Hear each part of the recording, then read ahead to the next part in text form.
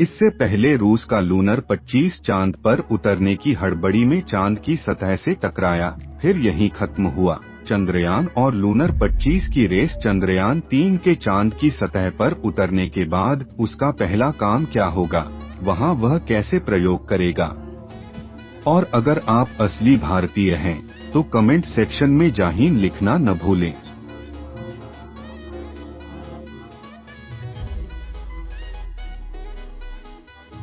चंद्रयान ने हर दिन कोई न कोई नया अपडेट दिया है, जिसका इंतजार हर भारतीय के साथ साथ पूरी दुनिया में बड़ी संख्या में लोग 23 अगस्त का कर रहे हैं।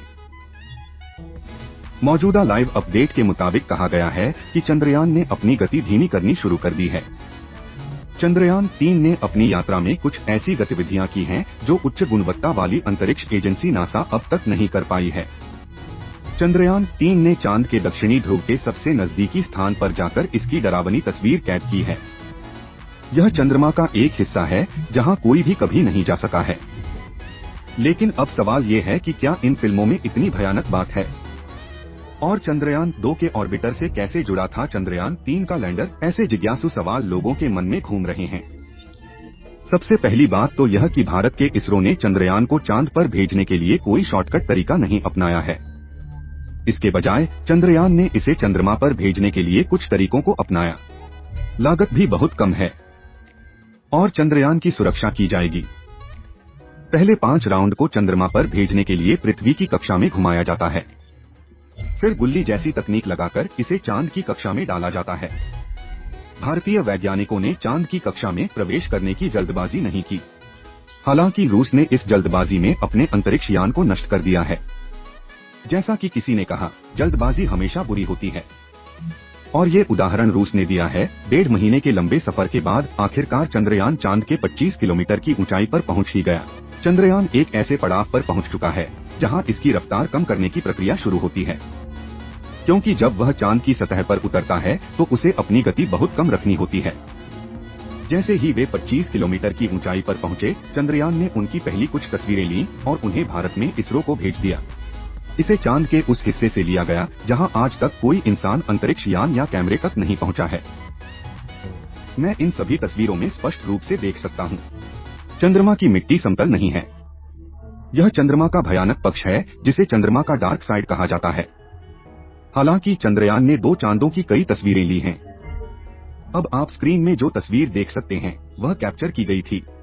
लैंडर में लगे एजेंट डिटेक्शन और एविडेंस कैमरे की मदद से इस कैमरे को बेहद आधुनिक और एडवांस माना जा रहा है। इसरो के वैज्ञानिकों ने इस कैमरे के बारे में बात की है, जिससे 1 बजे चंद्रमा की सतह पर सुरक्षित जगह मिल सके। यह कैमरा विशेष रूप से उपयोगी होगा।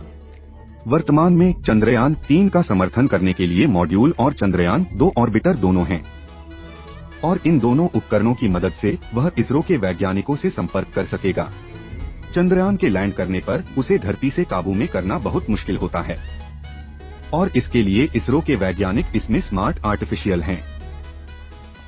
इंटेलिजेंस ने इस आर्टिफिशियल इंटेलिजेंस लैंडर को उच्च गुणवत्ता वाले कैमरों और 9 सेंसर की मदद से फिट किया है, जो पहली बार 1 बजे चंद्रमा में एक सपाट जगह का पता लगाएगा और एक सपाट जगह खोजने के बाद इसरो मुख्यालय को अनुमति के लिए एक संदेश भेजेगा। इसरो से ऑर्डर मिलने के बाद विक्रम लैंडर चांद की सतह पर उतरने के बाद धीरे धीरे लैंड करना शुरू कर देगा।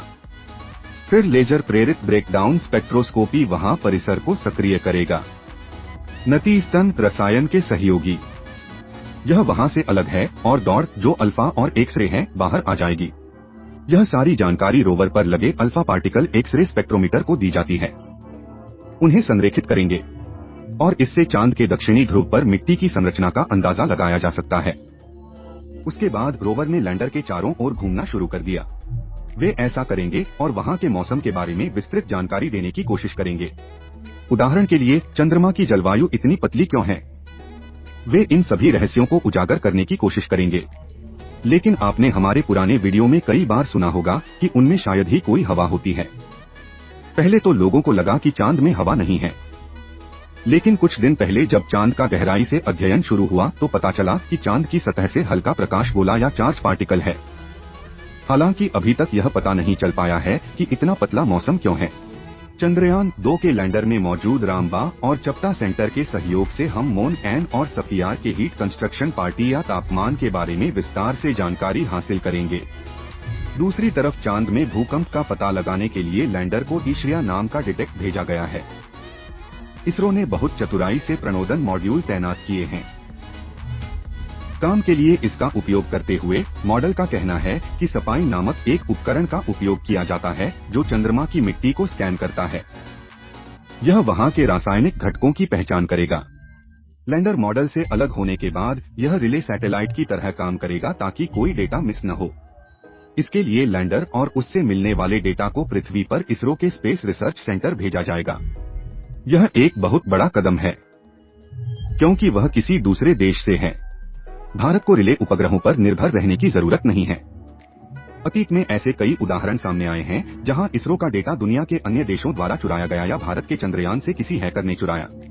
वह मून मिशन को भारत के मानवयुक्त मिशन का पहला कदम कह सकते हैं। अगर भारत चांद के दक्षिणी ध्रुव पर सफलतापूर्वक लैंड कर पाता है तो आने वाले दिनों में भारत लोगों को अंतरिक्ष में भेजेगा। इस मिशन के साथ भारत का विश्वास है यह काफी हद तक बढ़ेगा। हालांकि अगर यह चंद्रयान मिशन सफल होता है तो भारत एक ऐसा देश होगा जो पृथ्वी के निर्माण और विकास में शामिल होकर व्यावहारिक सबूत साबित करेगा। क्योंकि 2000 में चंद्रयान 1 के सहयोग से चांद के दक्षिणी ध्रुव पर पानी के सिग्नल मिले थे। माना जा रहा है कि चांद के दक्षिणी ध्रुव पर मौजूद यह पानी धरती के दूसरी तरफ है और जब से चांद बना है। कुछ समय पहले तक ऐसे कई वैज्ञानिक थे जिनके पास चुंबकीय क्षेत्र की थोड़ी मात्रा थी। इस तरह का विचार आमतौर पर इस तरह की घटना द्वारा दिया जाता है। यह पता चला है कि जब किसी वस्तु के अंदर गर्म लावा होता है, जैसा कि हम सिद्धांत से जानते हैं, चंद्रमा पृथ्वी से पैदा हुआ था। हालांकि चंद्रयान 3 के पास वर्तमान में इन सभी रहस्यों को उजागर करने का एक मौका है। यह सब जानने के बाद यह कहने की जरूरत नहीं है कि अगर चंद्रयान चांद के दक्षिणी ध्रुव पर पानी है और वहां चुंबकीय है, क्षेत्र के बारे में विस्तृत जानकारी एकत्र कर सकते हैं। फिर आप दुनिया के इतिहास के बारे में अधिक जानकारी पा सकते हैं। आज के वीडियो को इसकी संपूर्णता में देखने के लिए धन्यवाद। यदि आपको वीडियो जानकारीपूर्ण लगता है तो कृपया इसे पसंद करें। मुझे नीचे टिप्पणी में अपनी मूल्यवान राय बताना न भूलें। लेकिन वीडियो को अपने सभी रिश्तेदारों और हर दोस्त के साथ साझा